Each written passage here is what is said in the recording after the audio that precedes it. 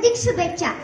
वाघाची चाल, गरुडाची नजर, स्त्रियांचा आदर्श, शत्रूंचे मर्दन, असेच असावे मावळ्यांचे वर्तन.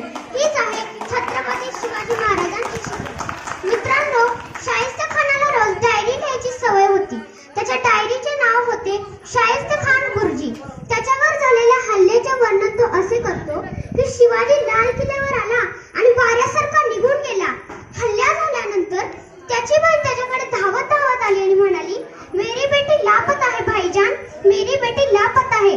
त्याच वेळी शाहिस्तेखान म्हणाला की शिवाजींची माणसं तिला पळवणारच नाही आणि जरी पळवलं तरी महाराष्ट्राची पोटच्या लेकीसारखी काळजी घेतील. अर्थातच ती मुलगी एका पिंपात लपून बसली होती. अरे कोणता अविश्वास आपल्या शत्रूच्या चारित्र्यावरही. सांगण्याचा उद्देश हाच की आजच्या पिढीनेही शिवाजी महाराजांचा आदर्श घ्यावा. मित्रांनो, 65 किलोची तलवार वागवणारे, त्यांचं नाव यसाजी.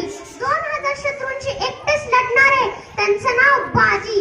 हात तुटला तरी लढत राहणारे, त्यांचं नाव तान्हाजी. 8 तासात घोडा दिल्लीवरून पुण्याला पोहोचवणारे, त्यांचं नाव संताजी. आणि वाघाचा जबडा फाडणारे, त्यांचं नाव संभाजी. आणि या सगळ्यांना एकत्र आणणारे, त्यांचं नाव छत्रपती शिवाजी. म्हणे ब्रिटिश लोक ओम या शब्दावर संशोधन करते की ओम म्हणल्याने शरीरात एक वेगळीच ऊर्जा निर्माण होते.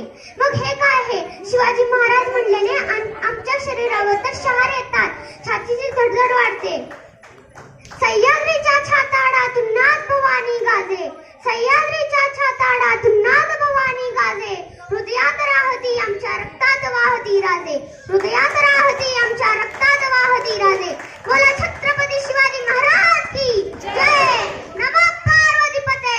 हर हर महादेव, हर हर महादेव. धन्यवाद. जोरात टाळ्या होऊ दे.